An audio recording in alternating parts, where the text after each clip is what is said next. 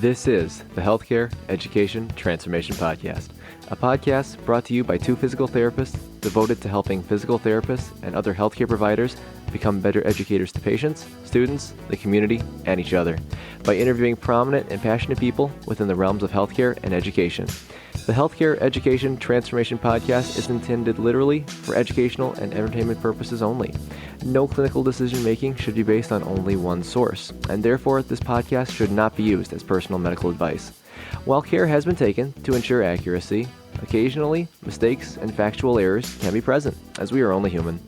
This is our journey on the road to becoming better educators, so get ready with your pen and paper as class is about to begin. Hello and welcome to another episode of the Healthcare Education Transformation Podcast. My name is Brandon Poen, and I am joined, as always, by my co-host, F. Scott Fiel. And today, we have two very special guests today. We have the two co-hosts from the Pre-PT Grind. We have Casey Coleman and Joseph Ngugi. What's up, brother? How you guys doing? We're here. How's everyone? Oh, we're doing fantastic, man. How about you guys? We're doing very well. Great. Can't complain. Awesome. So both of our guests have created also the Pre-Doctor of Physical Therapy Students Group, which serves as a great resource for all students. But it's mostly for students deciding to pursue a career as a physical therapist. And they put out a weekly live video on Wednesdays at 8 p.m. Eastern Time. And they're two awesome and promising PT contributors also who have launched their own podcast called the Pre-PT Grind, which the link will be posted in the show notes, which is designed to help empower, motivate, educate, and guide future physical therapy students. Now, I was introduced to these two incredible guys through being a part of Greg Todd's Smart Success PT classes. Casey was in season 2, and Joseph and I were in season 3, and in fact, we actually had the opportunity to meet in person at the Smart Success PT live event in Clearwater Beach on Memorial Day weekend in 2017, and individually, these guys have done a ton already with being very new to the profession, and they're both incredible guys, and I'll kind of go over a little bit of their backgrounds here, and then we'll kind of go from there, but Casey Coleman is originally from Chicago, Illinois, and he's currently a DPT student at Andrews University in Berrien Springs, Michigan, and he'll be graduated in 2018, and he received his Bachelor's of Health Science from Andrews University in 2015. He admires the ability of the body to heal itself with an interest in human biomechanics that respects human anatomy. He is the co-founder of the Pre-PT Grind and the associate director of social media for newgradphysicaltherapy.com. And outside of PT, his hobbies include learning, laughing, music, and sports. Casey can be reached at his website, caseycolemanpt.wordpress.com. And Casey, with sports, I gotta ask you a question. Yeah? White Sox, Cubs, or Tigers? Well, I'm originally from the south side of Chicago, so I have to go Sox. Even though I am happy for the Cubs when they won the World Series. All right. Nice. Respect. Yeah, you got to appreciate breaking a curse like that, but at the same time, it builds character like in a terrible team. I know being a Mets fan, trust me. Well, I mean, that series was just incredible, especially that Game 7. That's definitely one that will go down in history. But, yeah, I mean, with me being from Illinois too, Casey, I honestly don't – to me, I really don't have one that I prefer. I root for them both, but – so to me, it really doesn't matter. But cool, it was interesting. I was just kind of curious to hear what your thoughts were and what kind of a fan you were. So now I'll get on to Joseph. And Joseph Ngugi is a recent DPT graduate from Andrews University in Michigan. He actually just graduated, so holla to this guy. Hello. He was originally born in the lovely country of Kenya on the continent of Africa, where he does hold a bachelor's degree in health sciences, along with his graduate DPT degree. His passions go beyond academics.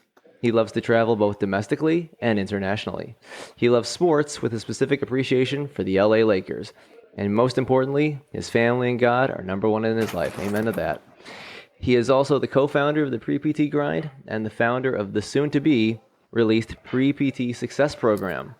Joseph can be reached on his social media platforms as well as his website at jointpurposefit.com. Now, gentlemen, thank you both so much for coming on the show this evening. And now I realize that I kept your bios brief, but was there anything that you'd like our audience to know about you guys that I didn't mention? Man, there's a lot you could say about Casey. Not much about me. Nah, man. Honestly, first of all, thank you for having us on the podcast. This is a pleasure. But in regards to the two of us, I know Casey can speak for himself, but I know we're really just two young young brothers, man, just working hard to make the profession a better place. I know with Casey, I mean, he's always doing a lot of outside, out of the norm type things, whether it's jobs or being involved in other programs that most PT students would not be involved in. And so the two of us are just really trying to push the boundaries, really test the waters and see what we can do.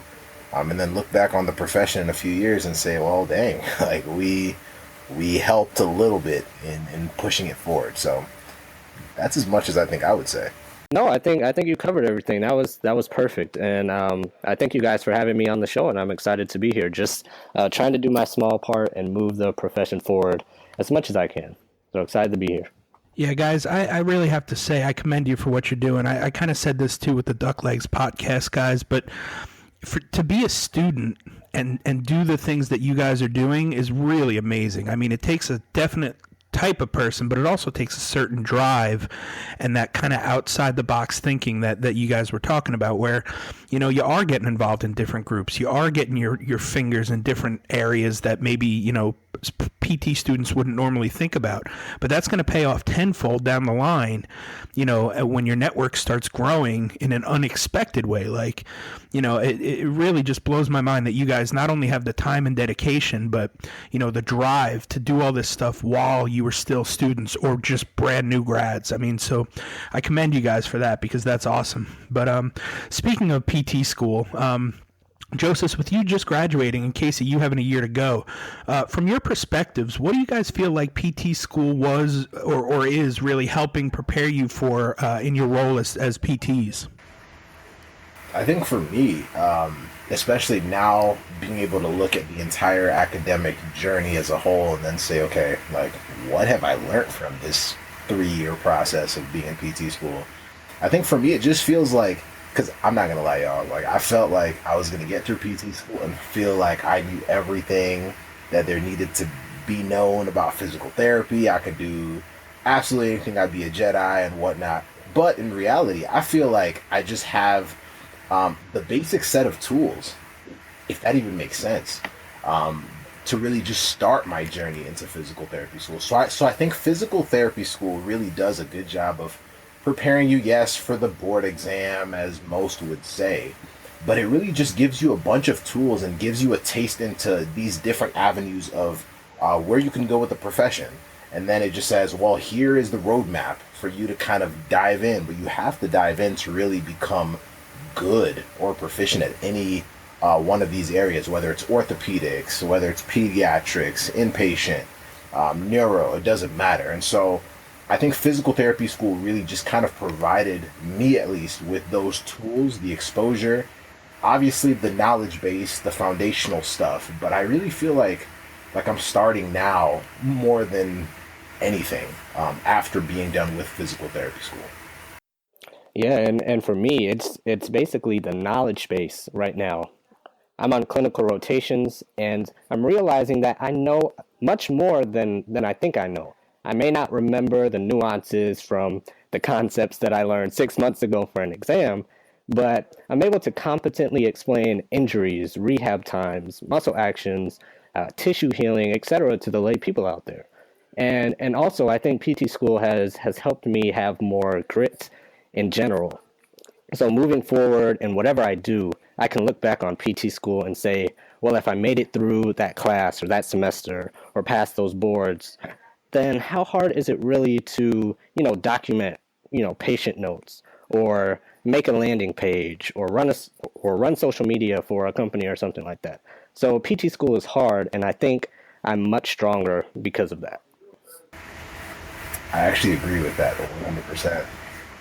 Yeah, I think, guys, those are some really good points. And, to take one of each from you guys, Joseph, and what you said in terms of like learning the basics overall, I think is very, very, very accurate, at least from my perspective as well, and that's very helpful because, when you get out working on your own, you realize that you can't be taught everything. I mean, school is a finite time, and clinical experience too, from rotations, there's a finite time. But if you know the material and you know how to apply it and learn from it to apply that clinical setting is very, very critical in the real world. And that's something that I've learned. And, Casey, to your point too about, you feel like you know a lot of good stuff, and it's so true. I mean, you'd feel like you do a lot of stuff. I think for me at least, when I came out, I kind of also felt like I knew some stuff, but I also didn't really know how to use it all necessarily for the best benefit all the time, if that makes sense at all. You have all this information, but you're like, how's the best way can I use this?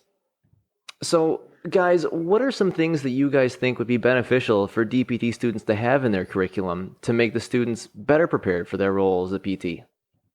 I think, at least for our program, just because of how it is structured, and I know every program has a different system. I would have preferred a little more just kind of hands-on problem solving. Like I feel like by the time I went into the clinic, it was more so like we're filling you with all this knowledge and all this information, but I didn't really know how to apply it. And yes, that's what the clinical rotation is for. But I feel like if I had the chance to learn it in that way, in the academic setting, and learn how to problem solve certain case scenarios and whatnot, that would have been pretty cool for me in order to be able to translate that to the clinic setting and being able to apply that and learning how to, better apply that to someone who's real and in front of me and actually having a real problem rather than saying, okay, so anatomy class, this is what we learned. Okay, let me connect that to my neuro class. Let me connect that. I mean, that took too much time. And so obviously as time goes with experience, you get a little better. But that would have been nice. But I think also kind of knowing how to interact with like the business part of PT. And so that could be anything from the financing to understanding how insurance works and all that other stuff. I feel like we were sheltered from that quite a bit as students. And so, and I know Brandon, you had mentioned it a little bit earlier on, but I think we were sheltered from that just because we were students. Just worry about treating the patients, just worry about this, that, and the other. And I feel like now as a new graduate, I feel like, oh my goodness, there's a bunch of stuff that I wish I would have been exposed to, that I was not. And so I think as PT students, that would be amazing. So yeah, I hate to do this, but I'm kind of giving the same answer as Joseph just because I am in the clinical setting right now. So PT school is very book heavy, and it's rational because it's what they have to do to prepare us for boards.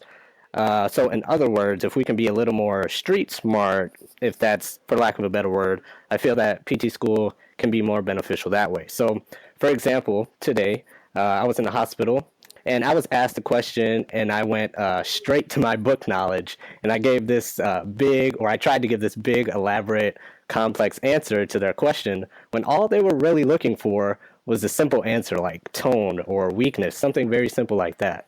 Now, PT schools, like Joseph said, may say, well, that's what you're on clinicals for, to get that applied knowledge or that street smarts. And that's understandable. But like was said before, having that beforehand would probably help a lot more. Um, Also, there is so much we can do in PT, and that's why I picked it. There's so much beyond the hospital, so much beyond the clinic. We can go on with list and list of things we can do, but just having knowledge of what's out there. We don't even have to have a lecture and go into what you can do about everything, but just having some basic knowledge of what's out there so people are aware that um, PT has more to offer would be beneficial as well. Yeah, that's a good point, Casey. I think just more reps, more hands-on, more street knowledge in the actual courses and curriculum would definitely be helpful, which is actually, ironically, it's kind of what I'm doing some of my dissertation on. I'm trying to bring more awareness and more use of service-based learning into PT curriculum because I think it's a good opportunity, to go out and do a community service project in the community in order to learn as opposed to sitting in a class and watching a lecture.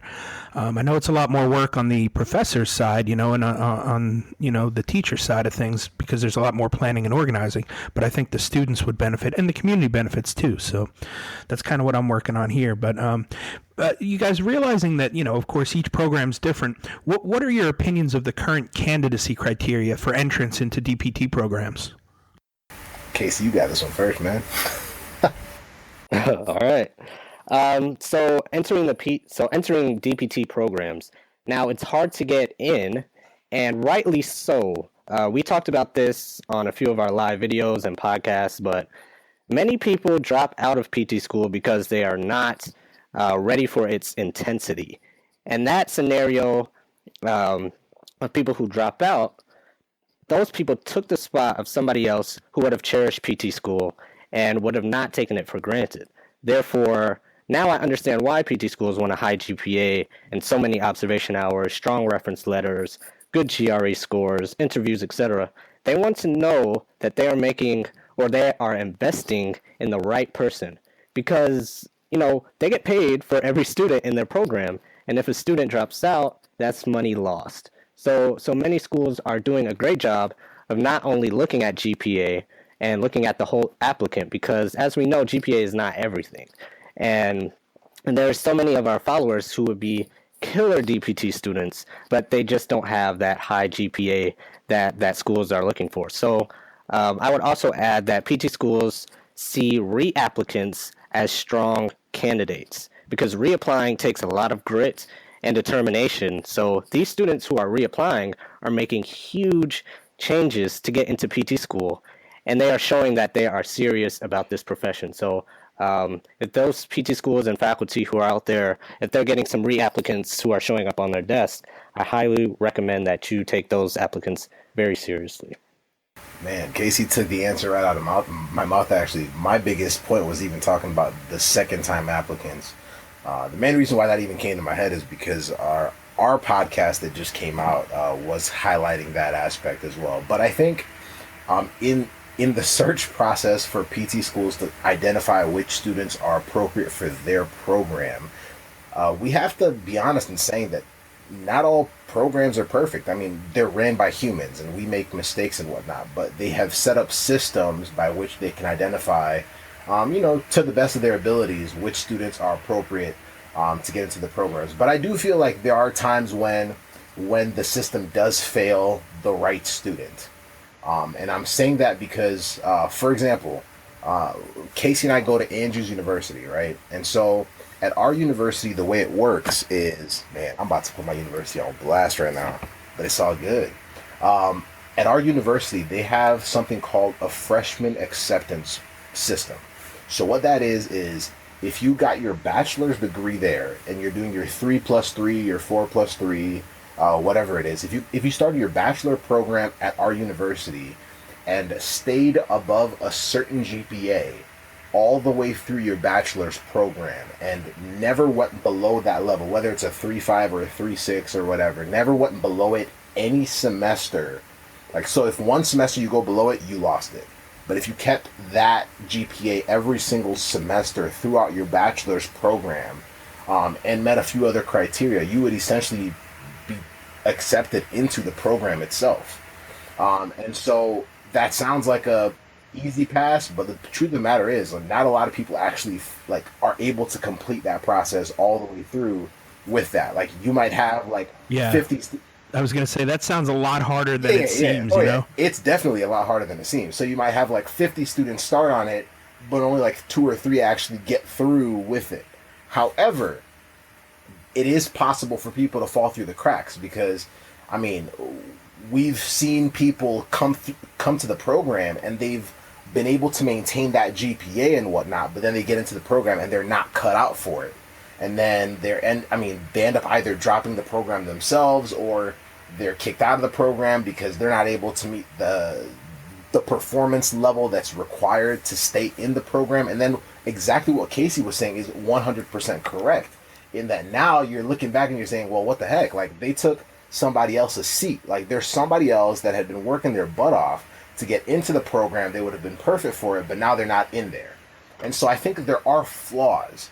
But that's why I'm also a big advocate of just the interview system. I know some programs don't really do that, and that's their own thing. I mean, they can do whatever they want, but I think in an interview, you really do get to hear the individual stories of different people. Like, Casey and I have personally talked to people, messaged people, called people that have had scenarios where they're like, man, I'm applying to all the wrong schools, and they end up applying to a school where they never even had an interview, and maybe their GPA is okay, but they have so many other things that they have done that clearly put them miles ahead of every other applicant in their class, but no one would know had they not, been interviewed or whatnot. And so I do think that the system is good in that it does its job of trying to identify the students that are appropriate for PT programs, but I do also think it has its faults, and some of those can be lost through things like that freshman acceptance, or even not doing interviews and just doing grades, because we all know that in physical therapy, it's not about just getting good grades and getting your degree. You have to actually be able to talk to people. You have to actually be able to do certain things. I mean, if you can't hold a conversation with somebody, but you can hold a 4.0, it doesn't mean nothing. You're not going to survive as a physical therapist. And so there's a lot of those things. Obviously, y'all can tell that I can go on a tangent about that, but those are my thoughts as a whole. Yeah, I think those were a lot of good points there, especially about the candidacy. And, that leads in perfectly to our next question. So, so guys, what do you guys believe is the ideal candidate to get into PT school? And, and what does that student look like? Well, first of all, the ideal candidate is named Joseph and Casey. No, I'm kidding. No, the perfect candidate, and Casey can add quite a bit to this, I believe. Like, first of all, someone who can communicate well. like, we're talking about grades and whatnot, or even has the desire to really learn how to communicate well. Because everything that we do, like Casey was just explaining a scenario where we have all this book knowledge, like we know all these big words and all these big terms, but at the end of the day, we're not treating other therapists, we're not treating other medical professionals, we're treating patients. People that have absolutely no idea what we're talking about until we bring it down to their level, to what they actually need in that moment. And to do that, you have to be able to have that ability to communicate with them and understand, and have that emotional intelligence, I guess you would call it.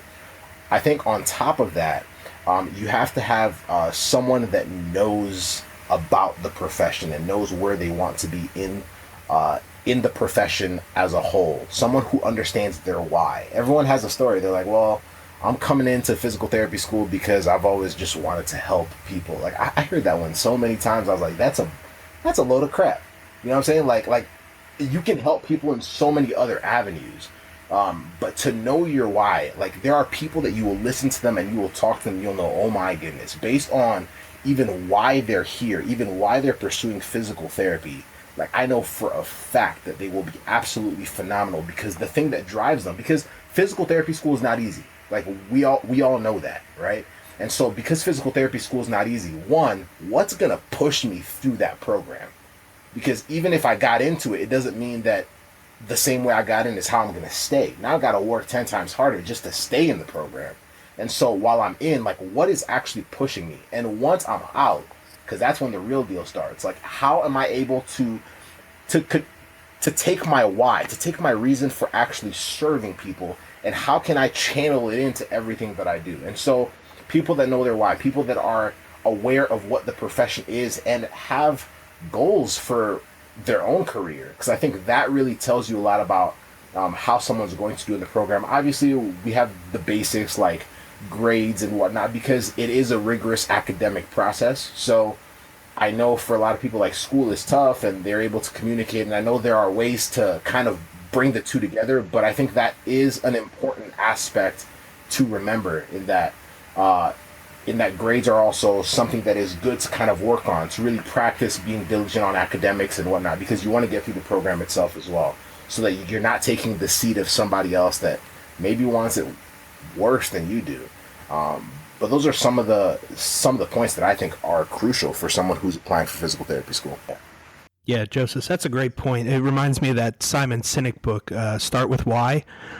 I feel like if pre-PT students read that book before going or attempting to go to PT school, that might help them make the decision, is this even right for me? Maybe it's not. Maybe they go a different route. But I think, like you said, finding that why behind, not just, oh, I want to help people. Like, that's generic. That's not going to get you too far, So, yeah, I think that's a great point. Casey, what about you being in school currently? What are some of the students surrounding you? I mean, yourself, obviously, is a prime example of the perfect candidate, but What about some of your students that are in classes with you? What do they look like? What is like a great student in your class look like? You don't have to name names. Just give me the rundown of some good attributes that you're seeing. Yeah, well, like you said, me, of course, and all that good stuff. But but like Joseph said, grades are still very important. Like, don't let me fool you. Don't let whatever you see me doing fool you. I worked my butt off to have a very good grade point average, especially in my first year of PT school. So, maybe above, let's just arbitrarily call it a 3.2, 3.3. Of course, it can be higher or something like that. But a good GPA is fundamental. Grades are still important. You have to have the knowledge base and the study skills to survive PT school. After that, I would say observations with someone with at least, let's say, 50 observation hours. Of course, it can be higher. There's people out there with 300, 500, 1,500 observation hours. But in my opinion, I don't think it needs to be like 300 plus hours or anything like that. But what I do believe is that the ideal candidate in regards to observation hours is at least 4 to 5 different PT settings. So I'm not so much concerned about the hours as I am concerned about the variety of physical therapy that the student is exposed to. Because a student can have 500 hours in an outpatient clinic, but that doesn't mean the student really knows everything that PT has to offer. So after that, I would say the ideal candidate would also have a job with some experience in customer service, because like I mentioned before, you have to have some sort of communication skills and customer service skills, because we are in the service business, whether it seems like it or not. So after that, lastly, I would say discipline. PT school is serious, and you need to have every part of your life intact and organized and have good time management and all those things to be successful in PT school. So that kind of sums up my ideal candidate. That's awesome, guys. I think those were some really, really great points. And, I'll share another one too, because one of my good friends who works actually in a program, he works with the admissions committee. And he said another thing that really seems to blow him away, what he looks for in a candidate, is someone who is actually very current with the PT field in terms of like they're following the news and the events that are going on within the PT, the APTA and stuff. And he's like, whoa, holy cow. If someone can say that stuff, that just blows me away. They're at a level, like they truly care. And I thought that was a really good, interesting point. Yeah, definitely. I think, it all just comes down to being a kind of a people person, being able to communicate, being able to hold conversations, being able to answer whatever questions they throw at you in a relatively, smooth and natural manner, You don't always have to be right. Not every answer is right. It's just what you believe and what you think and being able to communicate that, Guys, kind of changing gears a little bit here. What are some of the most common questions you see in the pre-doctor physical therapy students group on the Facebook page there? And what are your guys' responses to that question? Man, those questions have actually kind of changed over time. We obviously get a lot of PT cast questions. A lot of them are because everyone's kind of in the application process. And so those do vary, because that could be everything from like, when I get to this point, what does it mean here? Or now that I've sent out my this, that, and the other for the people that will give my recommendation or whatnot, like, do I wait? They all vary. There's so many different aspects of PT cast that we're getting questions of that all the time. And so that's a common one. But we've gotten, we had a wave where we were getting a lot of questions on letters of recommendation. And so kind of what should be going into it, how they should be going about it. Observation hours, we had quite a few on those, just kind of figuring out like locations and whatnot. But it really does kind of vary, and I think that's the beauty of the pre-doctor of physical therapy students page, because Casey and I and the pre-PT grind have gotten specific questions coming straight through pre-PT grind, but then putting people in an avenue where you have other PT students, other clinicians, and other pre-PT students as well in the same location. I mean, heck, they're answering each other's questions without us even being there. And so they have kind of varied. And so, I don't know, Casey, have you seen any more consistent ones lately that are outside of just kind of those waves?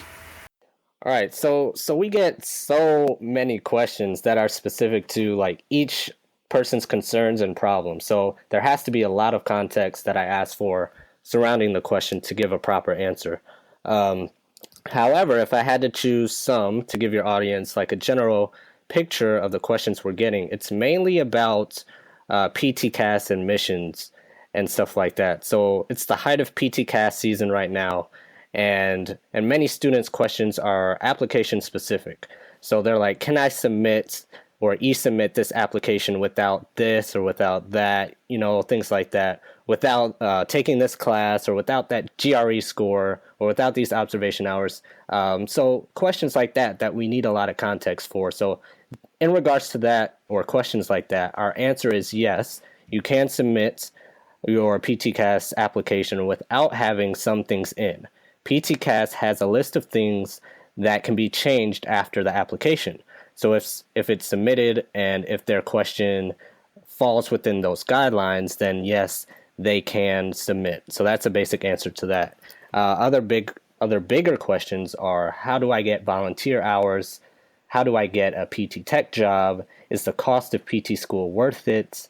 We also get a lot of PTCast essay questions, or we used to, and that's why we came up with this idea called the PT essay or pay it forward exchange, where the student gives us a Facebook review so we can increase our ratings and reach more students like them. And in return, we give them unlimited essay reviews or resume views to help them out.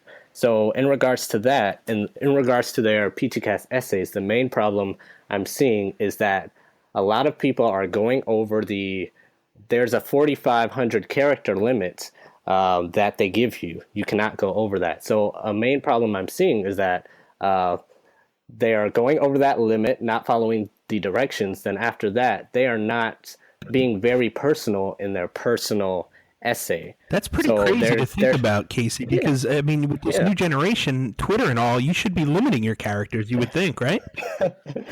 Yeah, so the prompt is like how to be a professional DPT student and all that. And every time, the first thing I do is highlight all the words and go to word count.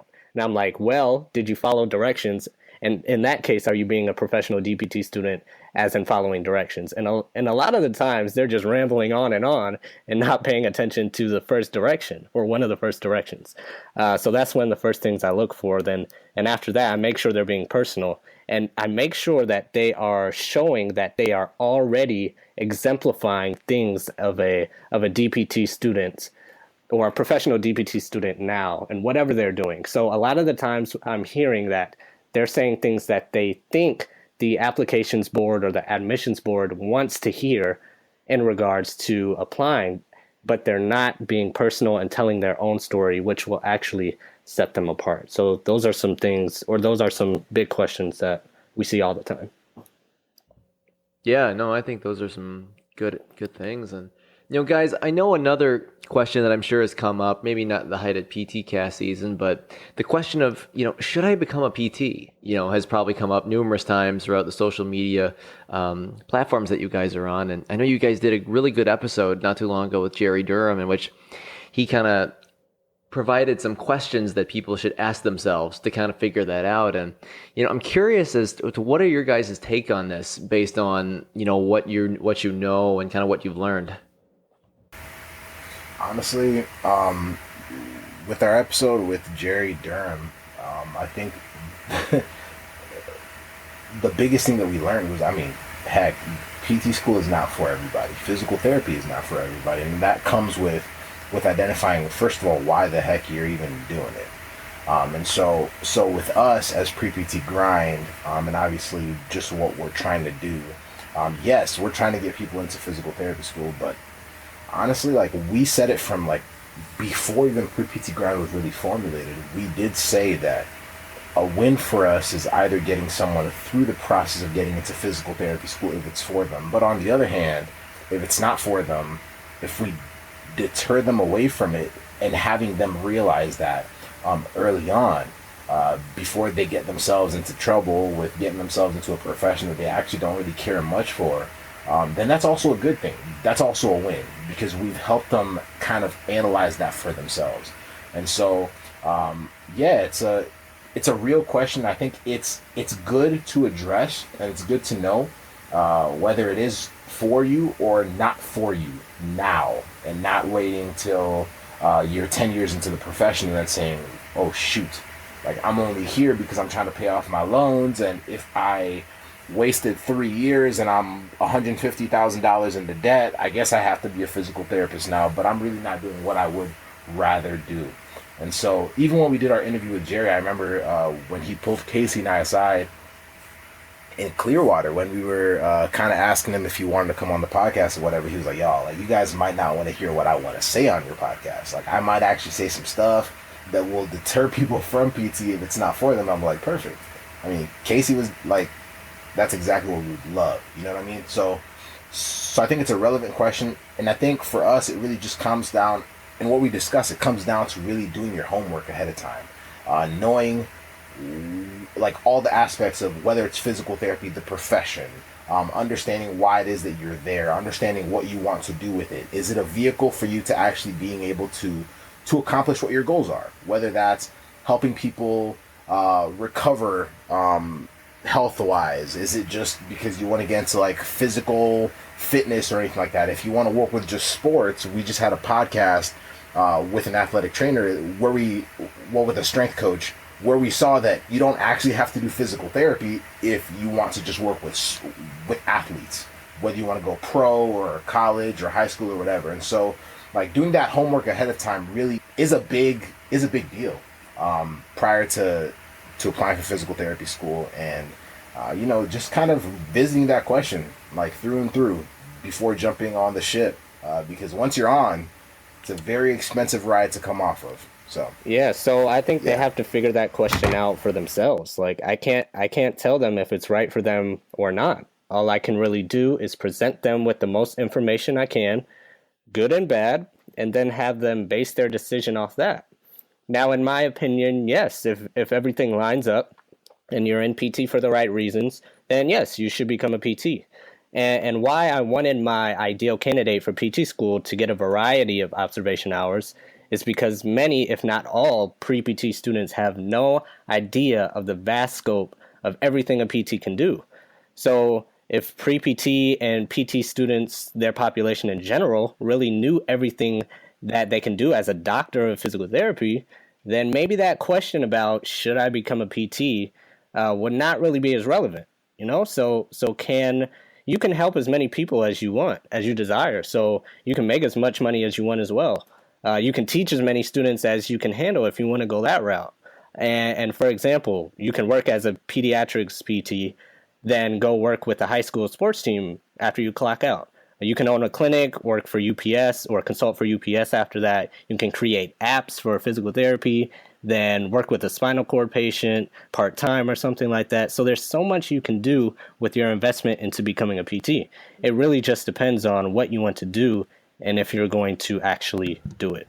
Yeah, absolutely. Like that's one of the things I love about the field of physical therapy is there's so many avenues that you can take. And I think you guys do a really good job of keeping your minds open to some different avenues that might not seem physical therapy related at first, but really when you break it down, it very easily can kind of delve into the physical therapy realm. Guys, with your relatively new project, the Pre-PT Grind podcast, and with managing the Pre-Doctor of Physical Therapy Students page, what strategies have you guys found are the best ways to teach pre-PT students or potential pre-PTs on getting into PT school? The reason why I like that question is because I've had the chance of meeting a few people that I've started following Pre-PT Grind in person that I didn't know that they were. They were like, hey, been listening to your podcast or whatnot. I've been thinking about getting into physical therapy school. And so when we ask them, and even when they get into the Pre-Doctor of Physical Therapy Students page, there's a list of questions where we identify how they found out about the page and whatnot. And as I've talked personally to a few people, they've really gravitated to several things. And so for some people, they've actually enjoyed the videos, which we've taken a short break from, but we're going to get back to doing. Some actually enjoy the podcast more so because they like just kind of driving and listening and learning that way.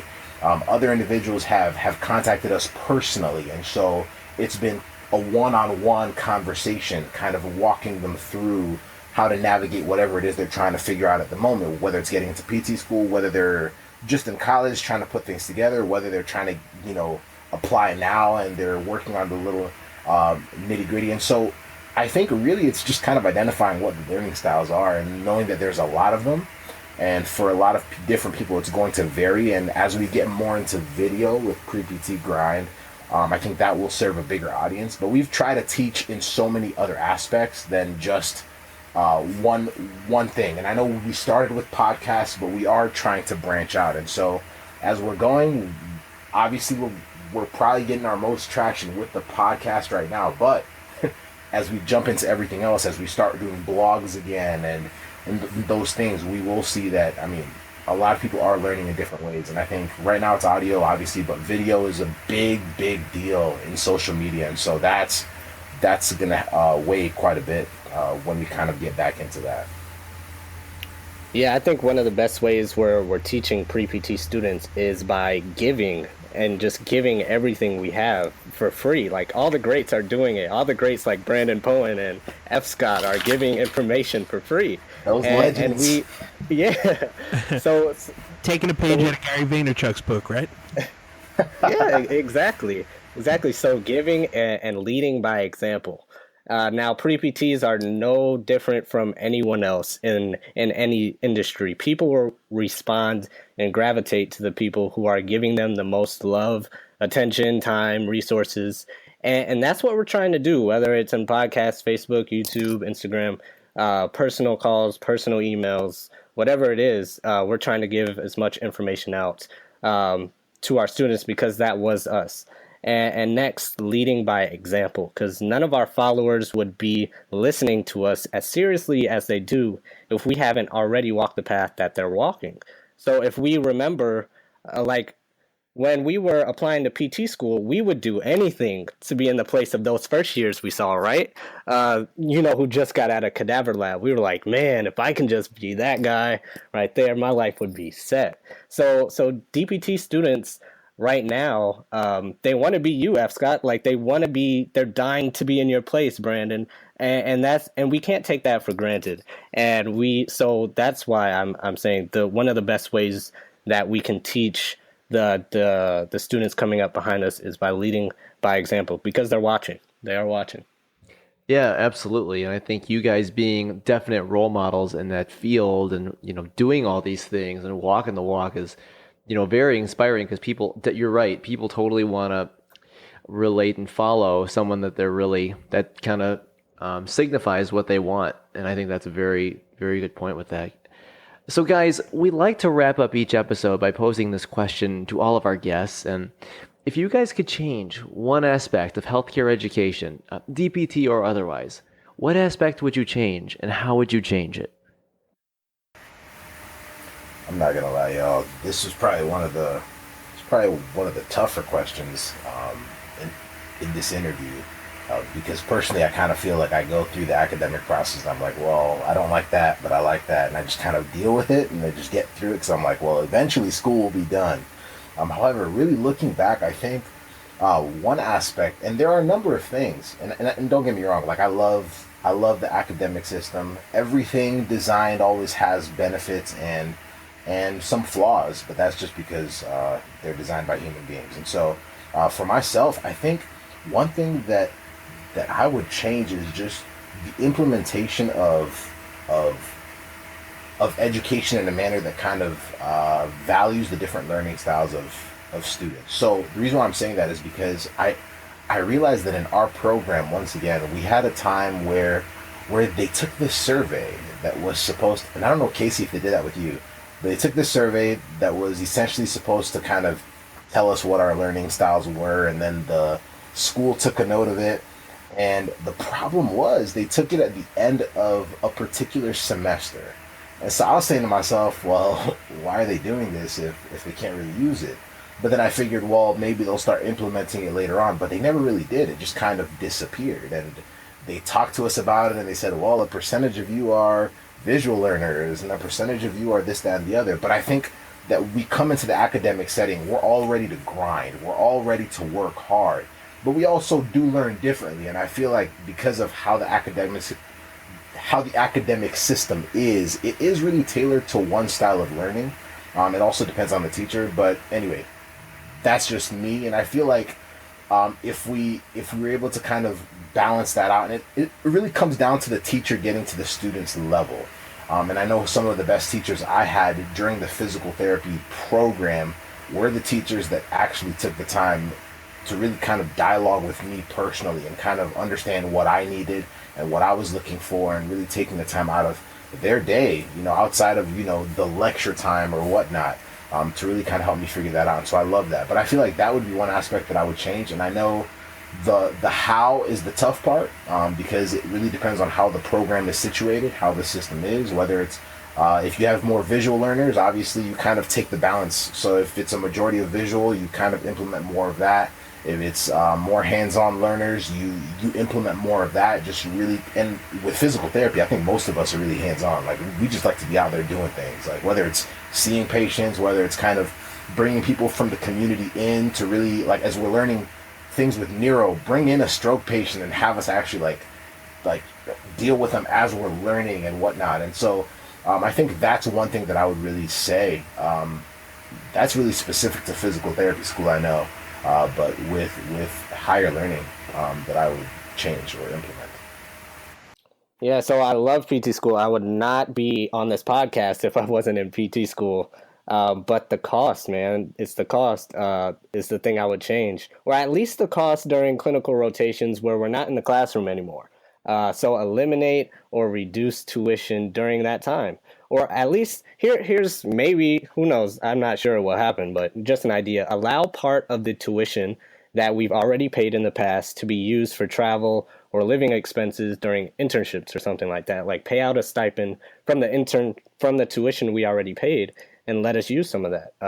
So yes, I understand it takes work to place students in internships, and it takes liability insurance and probably a bunch of stuff I don't even know that goes into it. But I'm sure we're not using anywhere near the resources we were using when we were in the classroom and in the building and stuff like that. So I know some schools already do some sort of stipends for their students, which is great, and I hope to see more of that in other programs. But if schools really care about their students and the future of the profession instead of their bottom line of making money, this can easily help the financial well-being of the future colleagues in there, because we are going to be their future colleagues in PT. Or in this case, we might be the PTs treating them or their loved ones in the very near future, right? So I don't think any of them would like one of us or another PT to come into work every day treating someone who is hating their job because of the financial situation they're in, because of that professor or because of that school program, right? So I think if that financial stress was taken off in some way, shape, or form, that the patient would ultimately be the one who benefits the most, because the physical therapist would be in a much better state of mind. They would not be in as much financial stress. And I think better patient outcomes will eventually come out of that in the long run. So if it would be one thing I could change, it would be most likely the cost. Yeah. Amen, brother. I love it. I love it. Great points, guys. Well, guys, thanks so much for your time, and thanks for coming on the podcast tonight. Like I said, I mean, I just am so enamored by you guys and what you're doing while in PT school. I was just trying to keep my head above float most of the time there. So, shout out to you guys for doing really great things, really positive things in the field of physical therapy, and really giving back already at such a young stage in your career. I love it. Would you mind telling our guests, or our audience rather, about where they can find you online and in social media? Well, for myself, you guys can, if you just type in Joses, Joses, last name Ngugi, Ngugi, if you guys can type that in on any platform, whether it's, really just Facebook and Instagram right now, you guys will find me, and you guys can follow me there. My website is jointpurposefit.com. jointpurposefit.com. You guys will see most of my blogs and other posts that I have that are more personal on there. You guys can find me there. Obviously, Pre-PT Grind, anything. You guys can find us on our business page, which is the Pre-PT Grind on Facebook, the Pre-Doctor Physical Therapy Students page, our Instagram page, our Twitter page. You guys can find me on all those platforms. Yeah, and for myself, you can find me at caseycolemanpt.wordpress.com. That's CaseyColemanpt as in physical therapy .wordpress.com.